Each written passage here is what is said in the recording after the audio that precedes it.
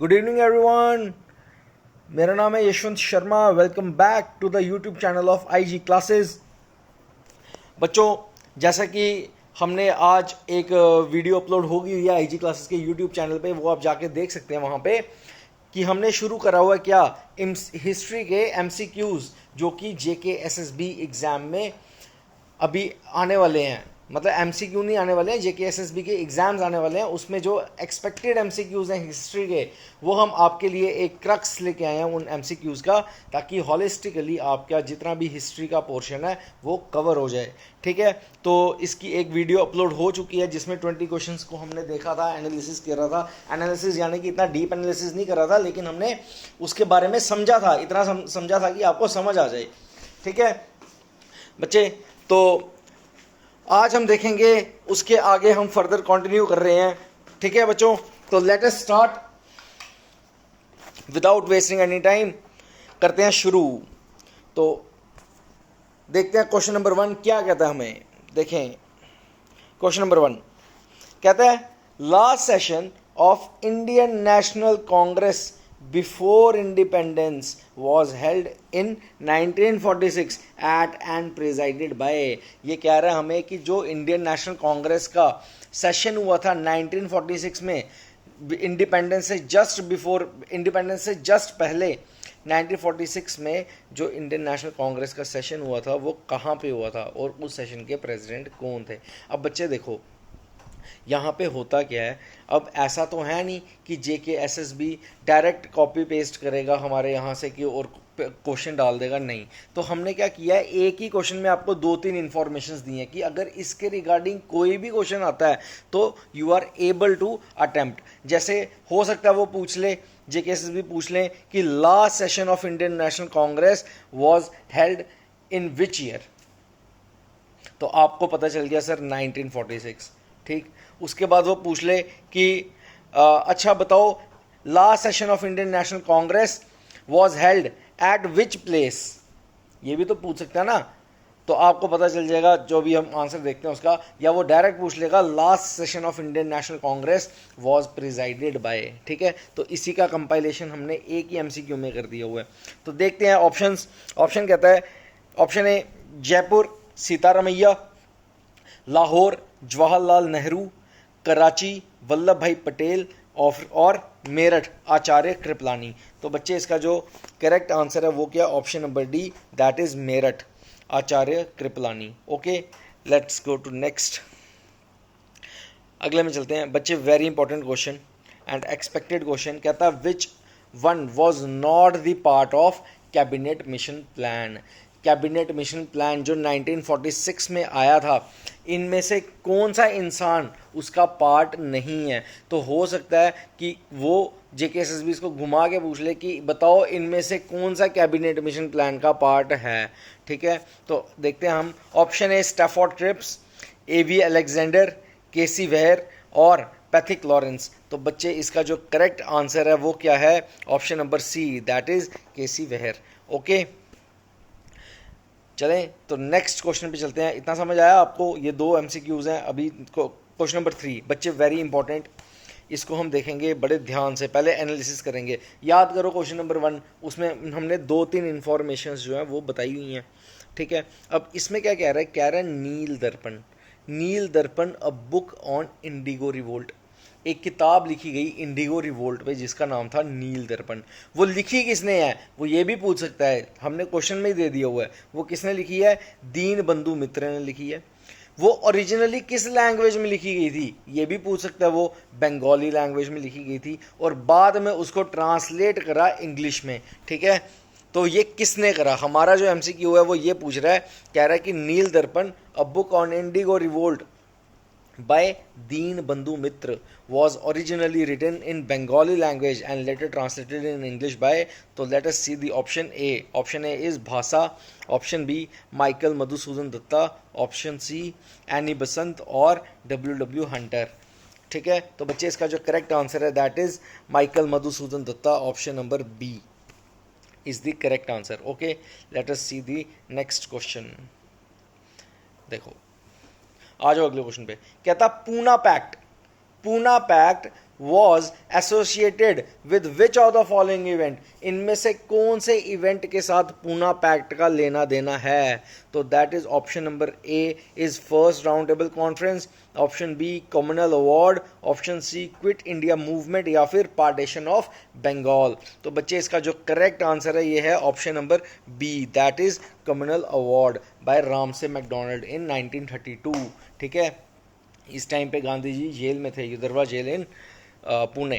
ठीक है, तो तभी इसका नाम क्या, पूना पैक्ट, जो कि जिसका किससे लेना देना है, कम्युनल अवार्ड से लेना देना है। Okay, let us see the next question.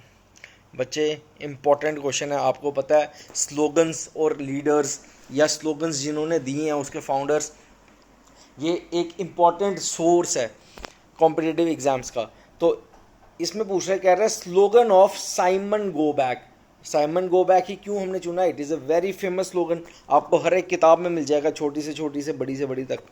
Simon go back was given by A Yusuf Meher Ali, B Aruna Asaf Ali, option C Madan Mohan Malaviya, या फिर ऑप्शन डी आसिफ अहमद किडवाई। तो बच्चे इसका जो करेक्ट आंसर है that is option number A Yusuf Meher Ali. Okay बच्चों, ये आप देख लेना।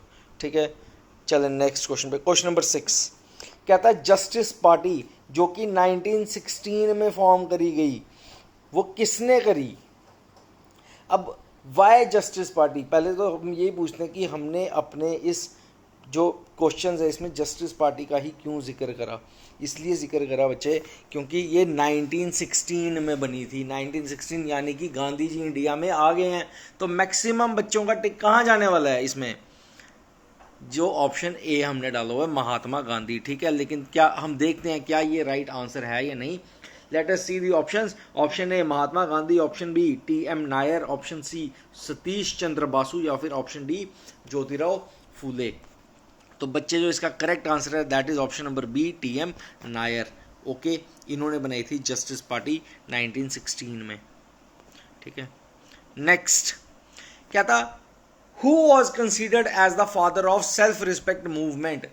एक सेल्फ रिस्पेक्ट मूवमेंट हुई 1925 में। ठीक है, अब कहते हैं उसके फादर कौन है? वाई दिस इज इंपॉर्टेंट, क्यों मैंने ये डाला इसमें? क्योंकि अभी आई थिंक 3 या 4 महीने पहले ये न्यूज़ में था। ठीक है, और काफ़ी हाईलाइटेड न्यूज़ में था सेल्फ रिस्पेक्ट मूवमेंट। ओके, तो देखते हैं इसके options. Option number A Alluri Sitaraman Raju, option number B E V Ramaswamy Iyer, option C Ganesh Agarkar और Radhakant Dev. That is option number B E V Ramaswamy Iyer. Okay बच्चों, ये याद रखना आप, ये सारे जो एमसीक्यूज मैं बता रहा हूँ ना बच्चे, ये मैं ऐसे नहीं लाया हूँ, कहीं से कॉपी पेस्ट नहीं मारे हैं, ये पूरे एनालिसिस करके मैं लाया हूँ एमसीक्यूज आपके लिए। ठीक है, जो कि एक्चुअल में आपको एग्जाम में हेल्प करेंगे। Okay, so let us see the question number 8। तो 8th क्वेश्चन हमें क्या बता रहा है? कहता है which Congress session made an appeal to Muslims to join hands with national leaders?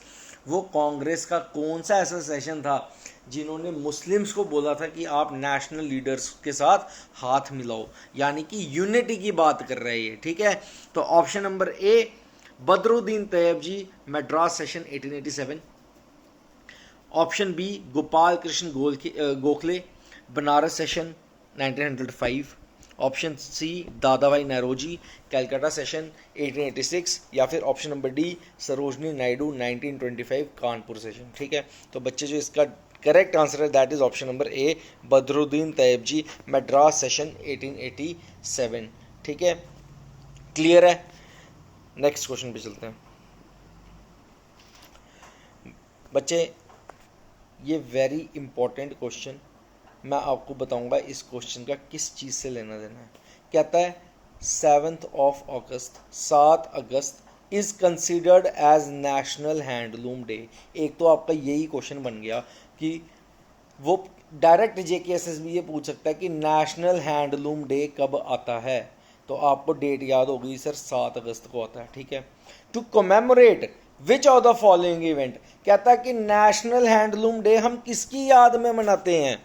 तो option number A partition of Bengal, option B स्वदेशियन boycott movement, option C split of sorry, Indian National Congress, या फिर option number D imprisonment of Gandhi. तो बच्चे national handloom day हम मनाते हैं to commemorate swadeshi and boycott movement. Option B is the correct answer. Okay बच्चों, ठीक है, क्लियर है, ये याद रखेंगे सारे। नेक्स्ट क्वेश्चन पे चलते हैं। कहता है आत्माराम, ये क्वेश्चन कहाँ से मैंने पूछा, ये मैंने क्यों डाला इसमें, देखो लीडर्स और उनकी बनाई हुई एसोसिएशंस ये बड़ी इंपॉर्टेंट होती हैं, ठीक है, ये जीके के पर्सपेक्टिव में काफ़ी इंपॉर्टेंट टॉपिक माना जाता है। तो इसमें ये किस लीडर और किस एसोसिएशन की बात कर रहा है, कह रहा है आत्माराम पांडुरंगा। कौन है ये? A social reformer founded a secret society. इन्होंने एक सीक्रेट सोसाइटी बनाई कब? 1867 में। बताओ उसका नाम क्या है? तो option number A Prarthana Samaj, option B Atmasabha, option C Ramakrishna mission, या फिर ऑप्शन डी सत्यशोधक समाज। तो बच्चे जो इसका करेक्ट आंसर है that is option number A Prarthana समाज। ओके, ये याद रखेंगे सारे। आत्माराम पांडुरंगा का किस चीज़ से लेना देना है? प्रार्थना समाज से, जो कि 1867 में बनाई गई थी। ठीक है, क्लियर। नेक्स्ट देखते हैं, अब आगे हम थोड़े मेडिवल इंडिया में, ठीक है, मॉडर्न हिस्ट्री अभी हमने देखा, अब हम देखेंगे थोड़े से किसके? मेडिवल इंडिया की। मेडिवल, क्लियर बच्चे। ये कह रहा है question number 11, with reference to सल्तनत पीरियड, जो सल्तनत पीरियड था उसके रेफरेंस में बताओ who shifted the capital from Lahore to Delhi. This is your PYQ from JKSSB। JKSSB ने ये क्वेश्चन पहले भी पूछा है and it is likely to be ask in further exams of Patwari, Naib Tehsildar, और जो आपके जूनियर असिस्टेंट वगैरह के पेपर होने लगे हैं, अभी कांस्टेबल में भी ये पूछ सकता है। ठीक है, तो इसको सारे याद रखेंगे। कहता है विद रेफरेंस टू सल्तनत period who shifted the capital from Lahore to Delhi. Lahore से दिल्ली कैपिटल कौन लाया था? A Jalaluddin Khilji, B Iltutmish, C Qutbuddin Aibak, और फिर डी रजिया सुल्तान। तो बच्चे इसका जो करेक्ट ऑप्शन है, आंसर है, वो क्या है? Option number B that is Iltutmish. ठीक है, इल्तुतमिश लाया था, कैपिटल शिफ्ट करी थी उन्होंने लाहौर से दिल्ली। ठीक है, पहले लाहौर में कौन था कैपिटल में? कुतुबुद्दीन ऐबक, ये उनके जवाई हैं। ठीक है, दामाद। बच्चे ये तो बड़ा ही इंपॉर्टेंट क्वेश्चन है। आपको पता है Akbar is a burning topic. Burning topic का मतलब है कि अकबर जो है एक हॉट टॉपिक होता है एग्जाम्स के लिए। तो बच्चे ये कह रहे हैं कि Din Ilahi is the policy of Akbar. एक तो यही क्वेश्चन बन गया, वो बोलेगा कि या तो वो डायरेक्ट आपको पूछ सकता है कि बताओ Din Ilahi is the policy of which of the following rulers. तो आपको पता चल गया सर अकबर। ठीक, दूसरा क्वेश्चन ये पूछ सकता है कि विच of the following policy is not implemented by, sorry which of the following policies is implemented by Akbar. उसमें 3 ऑप्शन ऐसे दे देगा जो अकबर ने नहीं किए, चौथा दीन इलाही दे देगा। ठीक है, हमने क्या पूछा इसमें? कहता Din Ilahi is the policy of Akbar related to, कि इसका किस चीज से लेना देना है, एक स्टेप आगे, किस चीज से लेना देना है इसका? क्या ये मैट्रिमोनियल पॉलिसी है? मैट्रिमोनियल बोले तो शादी ब्याह का policy. Option B revenue policy है अकबर की, पैसों का लेन देन वाली पॉलिसी है। ऑप्शन सी फॉरेन पॉलिसी है कि जो फॉरेन रिलेशंस मेंटेन करने हैं, क्या उसको लेके ये पॉलिसी थी दीन इलाही की, या फिर option number D religious policy है। तो बच्चे इसका जो करेक्ट आंसर है वो क्या है? Option number D religious policy. Akbar was a religious tolerant ruler. ठीक है, सारे धर्मों को मानने वाला रूलर था अकबर। ठीक है, तो इसीलिए उसको लेके इसने क्या लाया? दीन इलाही। नेक्स्ट क्वेश्चन पे चलते हैं। कहता है with reference to medieval period, medieval period के रेफरेंस में चौगान क्या है? What is chaugan? और chaugan is associated with, chaugan का लेना किस चीज़ से है? Option A sports, option B military weapon, option C administrative unit, और लैंड मेजरमेंट टूल। तो बच्चे इसका जो करेक्ट आंसर है वो क्या? ऑप्शन नंबर ए स्पोर्ट्स से लेना देना। ये क्या है? हॉर्स पोलो, घोड़े पे बैठ के पोलो खेलते हैं ना, हॉर्स पोलो, वो है ये चौगान। ठीक है, क्लियर। नेक्स्ट आ जाओ।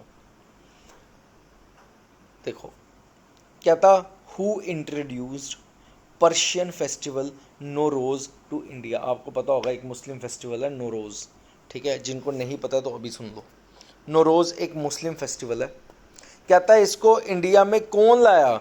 Option A Balban, option B Alauddin Khilji, option C Iltutmish, या फिर ऑप्शन डी मोहम्मद गौरी। तो बच्चे इसका जो करेक्ट ऑप्शन है वो क्या? Option number A, that is Balban. Okay, clear है? ठीक है, नेक्स्ट क्वेश्चन पे चलते हैं। क्वेश्चन नंबर 15 पे चलते हैं। कहता है who wrote Persian verses under the name of Gulrukhi. Gulrukhi के नाम के अंडर कौन पर्शियन वर्सेस लिखता था? पर्शियन वर्सेस को आप ऐसे भी याद रख सकते हो कि पर्शियन कहानियां कौन लिखता था या पर्शियन पैराग्राफ्स कौन लिखता था। ठीक है, देखो हर एक राइटर हो या आर्टिस्ट हो उसका अपना एक पेन नेम होता है। ठीक है, तो ये कह रहा है कि ऐसा कौन सा रूलर है जिसका पेन नेम क्या है? गुलरखी। तो options are, option number A Mohammad bin Tughlaq, option B Sikandar Lodi, option C Sher Shah Suri, या फिर option number D Jalaluddin Khilji. तो बच्चे जो इसका करेक्ट ऑप्शन है that is option number B Sikandar Lodi. ठीक है, ये सारे याद रखेंगे क्योंकि ये क्वेश्चन भी काफ़ी एक्सपेक्टेड है कि पूछा जा सकता है। नेक्स्ट क्वेश्चन पे चलते हैं, क्वेश्चन नंबर 16 पे। क्या था? Battle of Chanderi, battle of Chanderi was fought in 1528 between हुम। देखो बैटल ऑफ पानीपत सबको पता, बच्चे बच्चे को पता बैटल ऑफ पानीपत। उसके बाद बैटल ऑफ खानवा वो भी लोगों ने पढ़ा होता है। जो तीसरी बैटल है बैटल ऑफ चंदेरी वो बच्चों को नहीं पता, ये वहाँ से क्वेश्चन पूछेगा। क्या था? Battle of Chanderi fought in 1528 between whom. Option number A, options देखते हैं, Babur and Ibrahim Lodi, Babur and Rana Sanga, Babur and Mohammad Lodi, और बाबर एंड मदीनी राय। तो बच्चे इसका जो करेक्ट ऑप्शन है that is option number D Babur and Medini Rai. आपको पता है पहले क्या हुआ है 1526 में? क्या हुआ 26 में? सॉरी एक मिनट, यहाँ पे लिखते हैं 1526 में क्या हुआ है? Battle of Panipat. ठीक, पानीपत की बैटल हुई है 1526 में। उसके बाद बैटल ऑफ खानवा, फिर battle of Chanderi. Okay,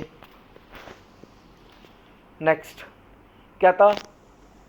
question number 17 क्या था? अ बायोग्राफी या autobiography of Akbar named as Akbarnama was written by. Akbarnama की जो किताब है वो किसने लिखी है? क्या अकबर ने खुद लिखी है या किसी और ने लिखी है? अगर तो अकबर ने खुद लिखी है तो उसको बोलेंगे ऑटोबायोग्राफी, अगर तो किसी और ने लिखी है तो उसको बोलेंगे बायोग्राफी। ठीक है, तो बच्चे ऑप्शन नंबर ए क्या कहता है? ऑप्शन ए कहता है अकबर। अकबर ही ऑप्शन में क्यों दिया है? क्योंकि कई बच्चों को लगेगा कि ये ऑटोबायोग्राफी है। ऑप्शन नंबर बी गुलबदन बेगम, ऑप्शन सी अबुल फैजल, या फिर option number D Aamir Khusro. तो बच्चे जो इसका करेक्ट ऑप्शन है वो क्या है? Option number C, that is Abul Fazal. ठीक है, ये अकबर के नौरत्न में भी थे। क्लियर है? नेक्स्ट चलते हैं, नेक्स्ट देखते हैं नेक्स्ट क्वेश्चन क्या है। कहता है बच्चे very important question, very important question. इस क्वेश्चन से बड़ी चीज़ें सीखने को मिलेंगी हमें। अब देखते हैं इसको, एनालिसिस करते हैं इसका कि ये क्या कह रहा है हमें। ये जो क्वेश्चंस मैं आपको करा रहा हूँ this is not a question, इसको आप एक टॉपिक लेके चलो कि ये एक टॉपिक है, क्योंकि हमारे एक एक क्वेश्चन से 3-3 क्वेश्चन निकल रहे हैं। तो अगर आप हमारा एक क्वेश्चन सॉल्व करते हो, अगर आप मेरा बनाया हुआ एक क्वेश्चन सॉल्व करते हो तो वहाँ से आपके 3 क्वेश्चन और निकल रहे हैं। ठीक है, तो टोटल 4-5 क्वेश्चंस आपके एक ही क्वेश्चन से निकल रहे हैं। तो अगर हम 20 क्वेश्चंस कर रहे हैं ना तो इट डजंट मीन कि आपने 20 क्वेश्चन कर रहे हैं, इसका मतलब है आपने 40 क्वेश्चन कर रहे हैं। ठीक है, कहता है विच of the following statement regarding मनसबदारी is not correct. कहता मनसबदारी सिस्टम, इनमें से कौन सी स्टेटमेंट मनसबदारी सिस्टम के बारे में सच नहीं है। ठीक है, तो ऑप्शन नंबर ए कहता है this was called as civil services introduced by Akbar. Option number B कहता है mansabdari divided government officials into ranks. Option number C कहता है mansabdari was a hereditary system, या फिर ऑप्शन नंबर डी कहता है this was introduced in the year 1571। तो बच्चे यहाँ से हमारे 3-4 क्वेश्चन निकल गए। पहले मैं आपको इसका करेक्ट आंसर बताता हूँ, फिर इसका एनालिसिस करते हैं। इसका जो करेक्ट आंसर है that is option number C, mansabdari was a hereditary system. ये गलत ऑप्शन है, mansabdari was a non hereditary system. ठीक है, अब क्या कहता है this was called as civil services, sorry this was called as civil services introduced by Akbar. तो आपको डायरेक्ट क्वेश्चन पूछ सकता है कि बताओ हु इंट्रोड्यूस्ड मनसबदारी सिस्टम, ये तो पूछ सकता है ना डायरेक्ट वो। ठीक है, तो आपको 4 ऑप्शन दे देगा, अकबर, औरंगजेब, हुमायूं और बाबर। आपको पता ही नहीं होगा तो आप कैसे टिक करोगे? तो अब आपको पता चल गया मनसबदारी सिस्टम कौन लाया, आपने कहा सर अकबर लाया। ठीक, एक तो ये। दूसरा कहता इसने क्या किया, जो गवर्नमेंट के ऑफिसर्स थे उसको रैंक में डिवाइड कर दिया, यानी कि गवर्नमेंट के ऑफिसर्स में एक हायरार्की ले आया है, ये टॉप ऑफिसर्स, फिर उसके बाद सबऑर्डिनेट्स एंड ऑल। ठीक है, तीसरा कहता अब मेरे को एक चीज़ बताओ, अगर ये एक साइड हम बोल रहे हैं कि ये क्या है, सिविल सर्विसेज है, किसका, जो अकबर ने इंट्रोड्यूस करा मनसबदारी सिस्टम को। ठीक है, एक साइड हम ये बोल रहे हैं। अब मान लो जैसे आज की जो सिविल सर्विसेज है इसमें जो पोस्ट हमें देखने को मिलती है, SDM, DC, divisional commissioner and all. ठीक है, एडमिनिस्ट्रेटिव पोस्ट जो हमें देखने को मिलती हैं, क्या ऐसा है कि DC के रिटायर होने के बाद उसके बच्चे को DC बना दिया जाएगा? ऐसा है? ऐसा बिल्कुल नहीं है। अगर ऐसा होता तो हम बोलते it is a hereditary system.